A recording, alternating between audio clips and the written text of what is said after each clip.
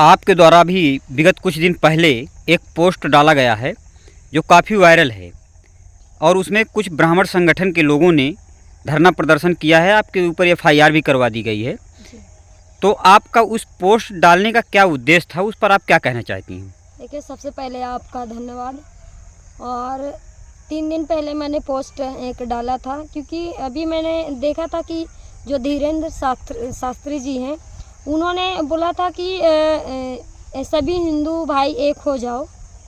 तो ठीक है, अगर और ये लोग लगातार ये कह रहे हैं कि हिंदू राष्ट्र बनाना है, हिंदू राष्ट्र बनाना है, तो मैंने किसी की भावनाओं को आहत करने के लिए नहीं ये पोस्ट डाला था। मैंने सिर्फ इसलिए डाला था, ये पोस्ट जो मेरी पोस्ट थी, जो मैंने अपने फेसबुक अकाउंट पे डाला था, उसमें लिखा था कि ब्राह्मण की बेटी और चमार की लुगाई तभी होगा हिंदू भाई भाई, जब तक रोटी और बेटी का संबंध नहीं होगा।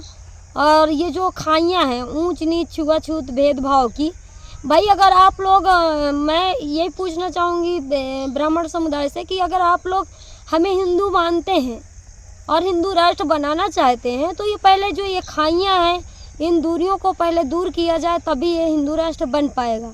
तो मैंने जो मेरी पोस्ट थी, तो मैंने इसलिए नहीं डाला था कि भाई किसी ब्राह्मण की और किसी की भावनाओं को आहत पहुंचाने के लिए। मैंने तो एक समानता की बात की है कि जब तक हम रोटी और बेटी का संबंध नहीं होगा, तब तक हम कैसे पूरे भारत को हिंदू राष्ट्र बना पाएंगे।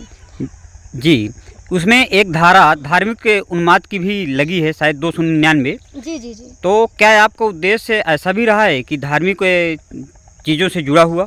नहीं, मेरा ऐसा कोई उद्देश्य नहीं था, और जो मेरी पोस्ट भी थी तो ऐसा नहीं था, और न कोई धर्म का उसमें नाम लिया गया था, और सिर्फ भाईचारे की मैंने बात रखी थी। लेकिन कुछ लोगों को जो धर्म के नाम पर धंधा करते हैं, धर्म के नाम पे पैसा कमाते हैं, जो जिनके यहाँ हमेशा दुकानें धर्म के नाम पे चलती हैं, सिर्फ उन लोगों को बुरा लगा है जो मैंने पोस्ट डाला है। और क्योंकि उन लोगों को बुरा लगेगा क्यों नहीं, जो हमेशा चाहते हैं कि पूरे भारत में जातियां रहें और जातियों को संजो कर रखना चाहते हैं, तो सिर्फ उनको बुरा लगा है। और जो मैंने ये भी देखा है कि सोशल मीडिया में देखा है कि भाई अगर मेरा कहना ये है कि अगर मैंने गलत किया है, मैंने गलत पोस्ट डाला है, तो आपको भाई कानूनी कार्रवाई करना चाहिए, आपको एफआईआर करना चाहिए। और एफआईआर तो कल ही लिखी गई है मेरे ऊपर। लेकिन इसके पहले मैंने देखा कि फेसबुक पर कुछ लोग जिनका कोई अस्तित्व नहीं है समाज में, जिनको कोई जानता नहीं है, वो फेसबुक अकाउंट बना करके और इतना गंदे कमेंट किया मेरे खिलाफ, जान से मार देने की धमकी, और मुझे धमकी और जाति सूचक शब्दों का भी प्रयोग किया है, जिनकी सारी स्क्रीनशॉट मेरे पास हैं। कुछ फ़ोन लगा कर फिर मुझे धमकी दिया गया जान से मार देने की, उनकी रिकॉर्डिंग कई रिकॉर्डिंग भी है मेरे पास। खैर, इन्होंने मेरे ऊपर मुकदमा लिखाया है और इनको संविधान आज़ादी भी देता है, बाबा साहब भी इन्हें संविधान दे करके गए हैं और इनको भी बराबरी का अधिकार मिला है। लेकिन मुझे भी अधिकार मिला है और सबको एक अपनी बात रखने का स्वतंत्रता मिली है। और जिन्होंने मेरे ऊपर गलत टिप्पणियाँ की हैं, जासूचक शब्दों का प्रयोग किया है, सबकी स्क्रीनशॉट, सबकी रिकॉर्डिंग मेरे पास है। और मैं भी अपना 2-3 दिन के अंदर हम लोग बहुजन समाज को इकट्ठा कर करके और आंदोलन करेंगे। आंदोलन करके और मैं भी एफआईआर की मांग करूंगी। जब तक एफआईआर नहीं होगी तो मैं तो आंदोलन में बैठूंगी।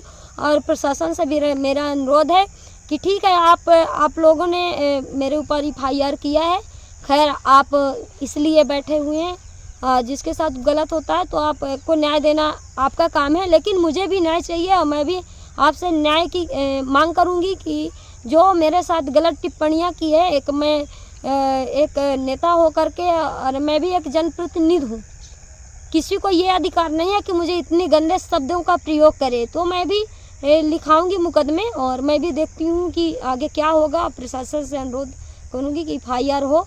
और मैं सभी लोगों से अनुरोध करती हूँ कि अगर आज हम लोग अपनी लड़ाई नहीं लड़ पाए तो हम आगे चल के अपनी लड़ाई नहीं लड़ पाएंगे। क्योंकि अगर इस भारत को मैं भारत में देखती हूँ कि भारत एक ऐसी कंट्री है, ऐसा देश है कि मैंने अन्य देशों को भी देखा है कि अन्य देशों में जाति पैदा नहीं होती, इंसान पैदा होता है।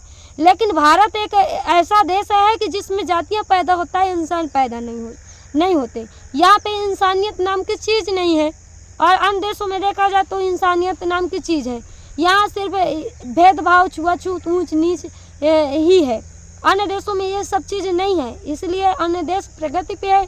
आज देखा जाए तो खैर हम तो अपने भारत के लोग हैं, हमारा भारत भी विकासशील देश है, आगे बढ़ रहा है। हम इस भारत के लिए जितना भी होगा हम करने के लिए तैयार हैं, राजनीति करते हैं, ऐसा कुछ नहीं है। लेकिन मैं जो कुछ लोग हैं जो हमेशा पोस्टों में नालायकीपन दिखाते हैं, मैं भी इनकी औकात इनको दिखाऊंगी, अपनी औकात कि हम भी मांग करेंगे। आपका क्या नाम है?